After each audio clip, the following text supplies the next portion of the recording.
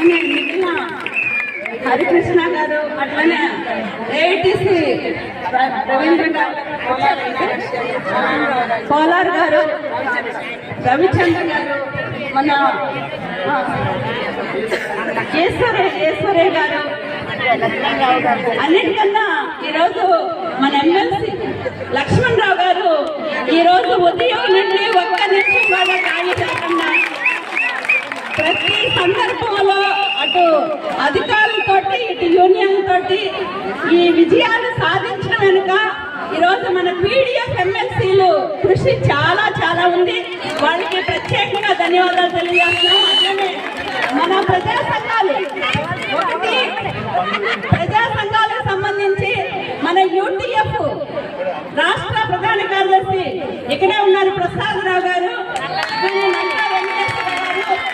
అసలు రాష్ట్ర కేంద్రంలోనే కాదు అన్ని ప్రాంతాల్లో వాళ్ళు ప్రత్యక్షంగా పాల్గొనడంతో పాటు ఆర్థికంగా కూడా మన అన్ని చోట్ల సహాయం అందించడం జరిగింది. అందుకని యూటీఎఫ్ మన ప్రజా సంఘాలు మొత్తానికి ఈరోజు మహిళా సంఘాలు కానీ, కార్మిక సంఘాలు కానీ, కేవీపీఎస్ కానీ అన్ని సంఘాలు, విద్యార్థి యువజన సంఘాలతో పాటుగా ఈరోజు వామపక్ష పార్టీలు, ప్రధానంగా ఈరోజు వామపక్ష పార్టీలు ఈ ప్రభుత్వం మహిళల్ని ఎంత తీవ్రమైన నిర్బంధం ప్రయోగించారు. దీన్ని ఎట్టి పరిస్థితుల్లో సహించం. రాష్ట్రంలో మహిళలకు సంబంధించి ఇలాంటి అన్యాయం జరిగితే మేము అంగీకరించమని చెప్పేసి సిపిఎం పార్టీ రాష్ట్ర కార్యదర్శి ఉదయం నుండి భోజనం లేకుండా చేస్తా ఉన్నారు. ప్రధాన డిమాండ్ కేసులు వాళ్ళ మీద నిర్బంధం తీసేయాలి, వెంటనే వాళ్ళ చర్చలు పిలవాలి అని చెప్పేసి సిపిఎం పార్టీ రాష్ట్ర కార్యదర్శి శ్రీనివాసరావు గారు, అట్లనే సిపిఐ రాష్ట్ర నాయకులు ఈశ్వరి గారు, సిపిఎం హరికృష్ణ గారు,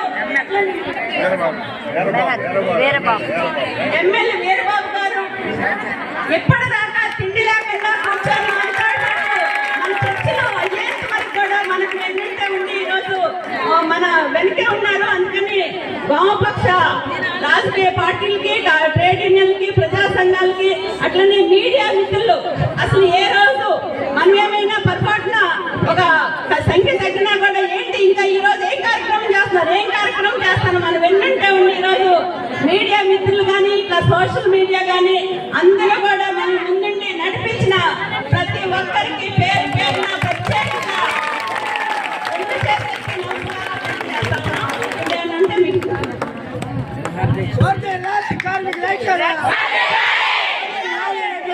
కూర్చోండి.